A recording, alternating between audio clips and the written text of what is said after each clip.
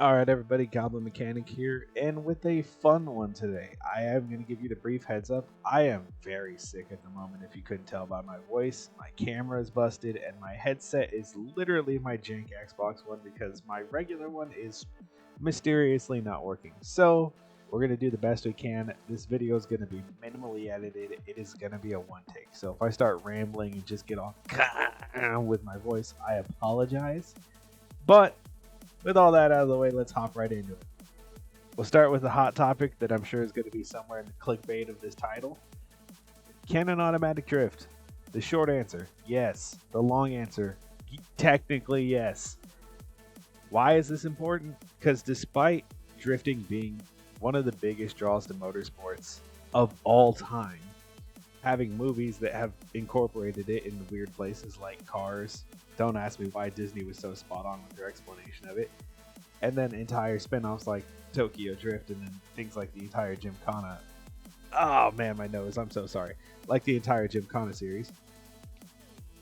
There's this weird kind of lack of information out there, and there's hearsay and there's old rumors. Let's just disprove the big one out of the way. Automatic vehicles can indeed drift. It takes a little bit of panache to get them going.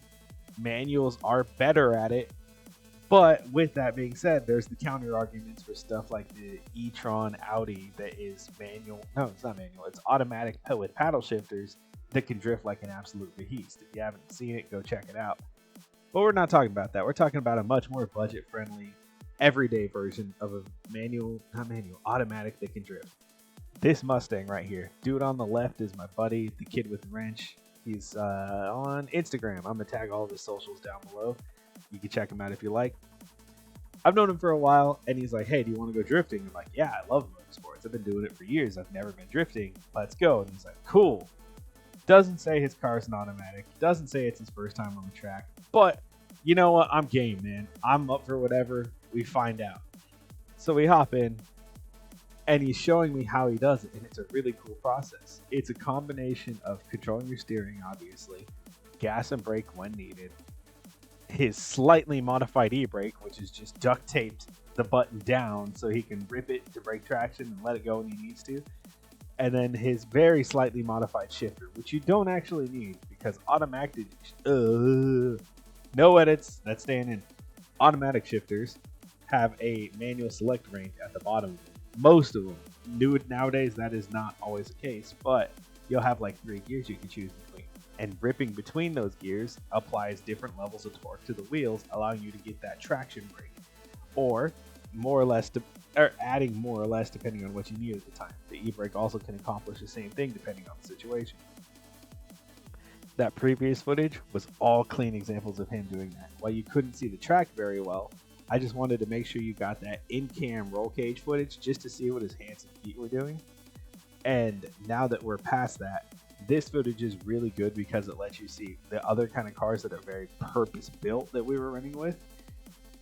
He's not being a dork right here. When you pass the checkered flag, the inspector has to make sure the driver is wearing a wristband and they are a registered driver who is licensed to do this because certain tracks and leagues require a license. Don't skip out on those things. You do not want to get banned because this is one of the most fun things you can do in the modern day and era. So now that we're on the outside, you can see car's doing pretty good, getting on the straightaway to get on the track. And despite having its limitations, it should. Man, did he really get this thing to get up and dance. We were having so much fun, and being able to feel the G's and feel the G forces and all of the weight shift and the transfer, it's so much fun. It's a real like adrenaline rush. And you can see he's not making the deepest turns right here. He's not getting the longest slides. But he is doing it, and it's working surprisingly well.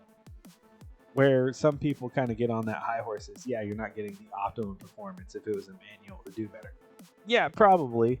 But if I had an infinite budget, I would love to have a manual, turbo swap, whatever. We work with what we got.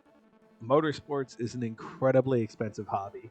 If it's your passion, good luck, bud. I have a race car, and I can tell you right now, despite being a lemon for 24 hours of lemons, it still eats money. Like, genuinely, it's just racing. It costs money to get on the track. It costs money to get to the track. It costs money to stay there. Plus the vehicle, repairs, food, your general stuff. Back to where we are. If you want to get into it though, and all you can afford is a pretty simple rear-wheel drive, you could still do things to get out there. Is this the best car for drifting? Probably not. But now you can build skills, you can practice, you can go out and network and meet people who can tell you how to do these things, what to look for, what not to do.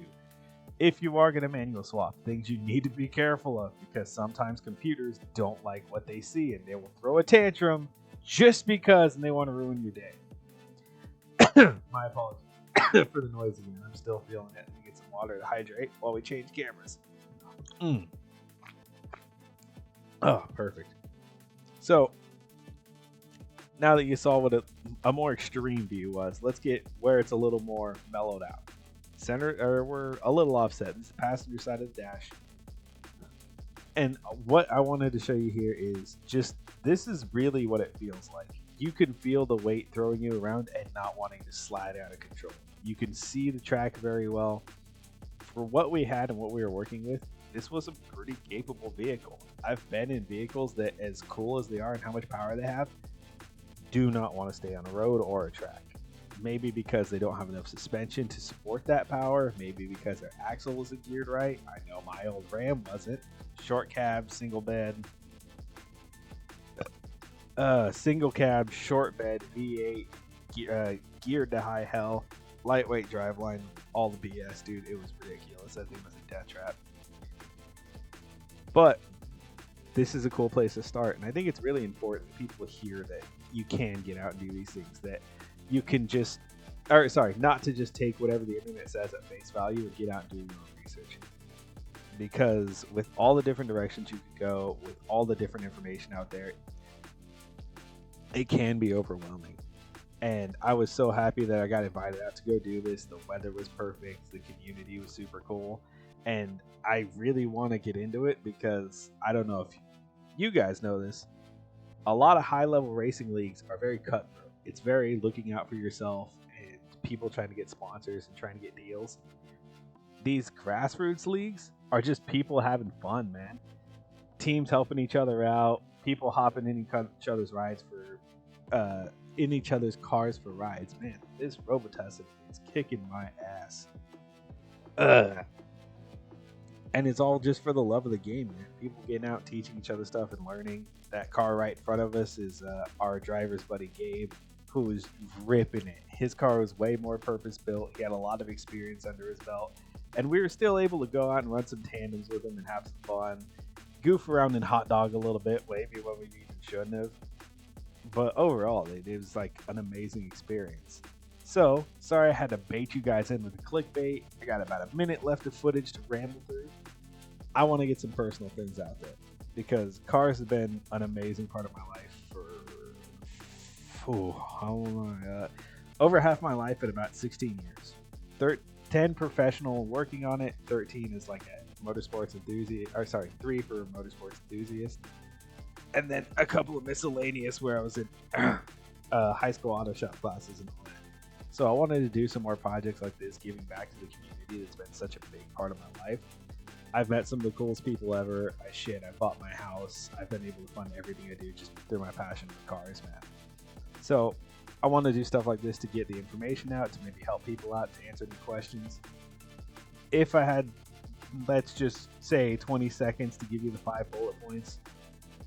Have fun, never stop learning. If you have questions, ask, and safety first above all, because situations like this happen and they shut your day down early sometimes. So as long as you got your health, you can smile, laugh it off, rebuild it, and get out there and tear it up again. Peace, everybody.